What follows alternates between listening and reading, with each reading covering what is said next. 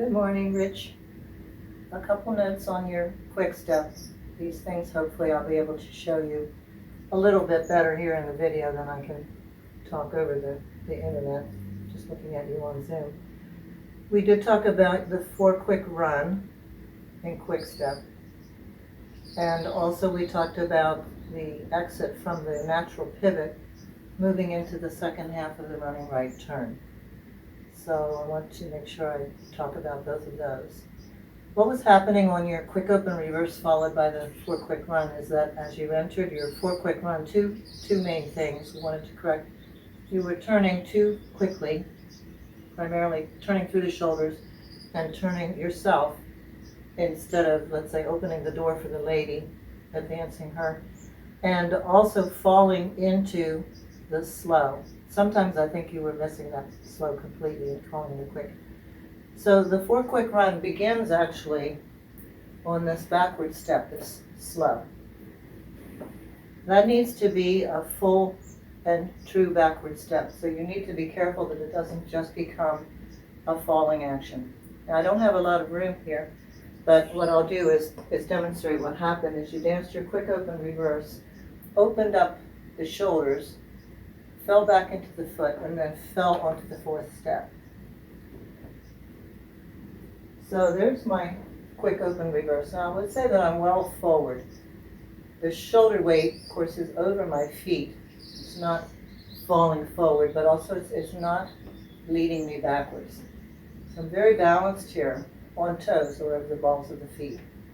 And as you enter into the 4 quick run, you need to absorb into this second quick and give yourself a good slow. That's the other thing we talked about. The slows, you usually have 2 types of slows. You have slows that are catching slows or absorbing slows, and that would be, for instance, on a chassé or a lock, as we would finish a quick slow. That's an absorbing or catching slow. Or a lock, whether forward or back, that you dance quick, slow. If there's a slow coming after that, that would normally be a driving slow, or slow with more power and energy in it. So when we dance the quick open reverse, we have a driving slow, slow, quick.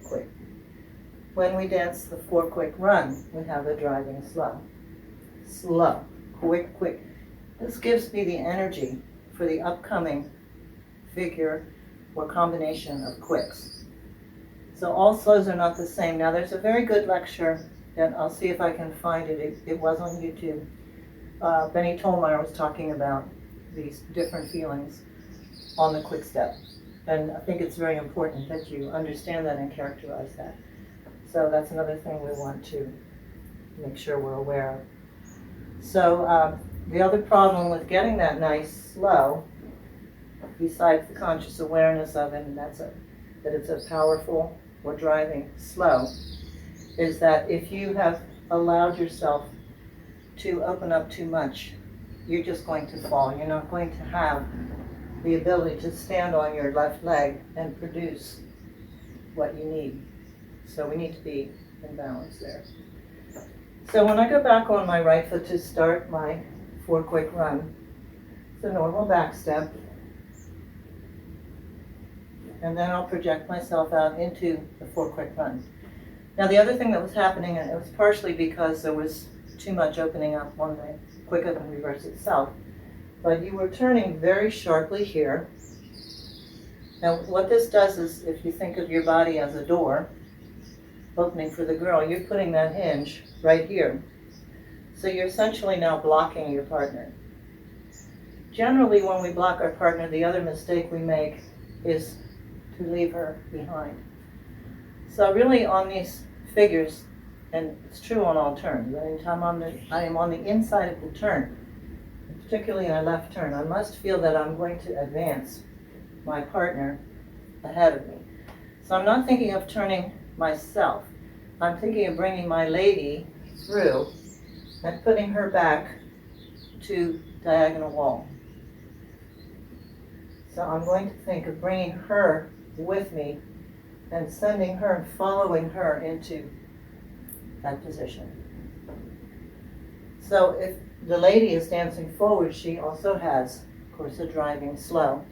And she needs to swing through here and then move into her 4 quick run. So again, that has to do with the frame. It's not just a matter of keeping the frame, but of actually advancing the frame. So you're not getting into a position like that. We talked a little bit about your different types of quicks when you have a series of quicks in a row where you're having different types of rise. So even though we may say we're up, up, up, up, there's different energies, different amounts of up, and different uses of the leg. So on the 4 quick run, that's truly a running action there. Give again the timing of slow, quick, quick. Now I need to dance a lock. So I will still have to feel that I have some energy in my standing leg, my right leg, to push me over that lock. So I'm not approaching all those quicks as exactly the same type of an action. Now that did seem to help you, even just talking about it. So energy in the slow, and energy from the right leg to continue on to produce the lock.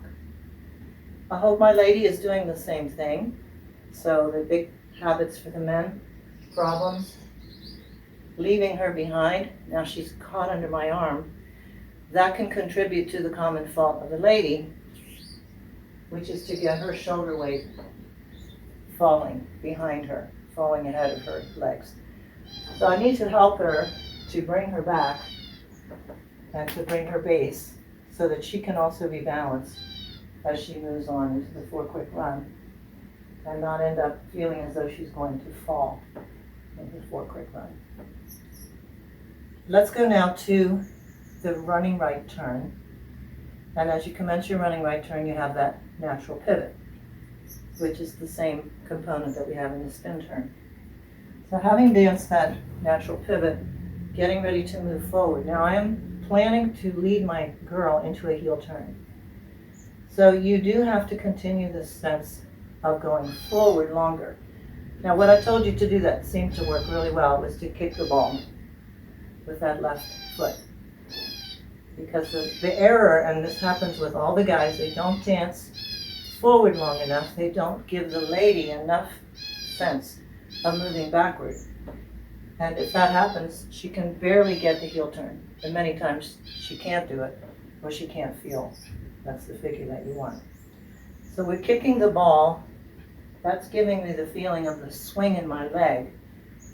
And it's also giving me the feeling of the forward direction, so that her legs will be able to come together into the heel turn. So what I wanted you to practice was rolling through that right foot. I hope you can see my feet. Rolling through to the big toe. Because what was happening is you were stopping your weight mid-foot and getting a turn. Now she has no chance to get that heel turn, and your turn will be awkward. So when to just practice rolling up, bringing the leg under the body. So I'm getting my early rise for the heel turn in the swing dance here. Most of the time we have that, there are exceptions. And then I'm going to kick the ball so that my direction is forward as long as possible. And this will help me to move my spine through, in my imagination, past my girl, which will give her an opportunity to fully complete her heel turn. So yes, that second step is side, but is side by way of going forward, like all of our side steps, swinging through. I think we touched a little bit on the running finish at the end. So as I enter my running finish, this is a very light action here. I'm not going to go down into that leg, which then gives me the feeling that I want to produce a slow here, or another long step. I want to do the running finish. I want to do a quick. So I'm going to have to rebound out of my right leg, quick, quick, slow, to dance that running finish. So I have to be prepared for that. A lot of times the gentleman is not, he's already into his heel, the weight is moving. Now, of course, that shouldn't be the case anyway. We should be controlling it. But there's definitely a different intention when we know what we're going to do next. So I know I'm going to do the running finish. I'm going to be very bright here. Again, I'm going to swing my girl past me and follow her out.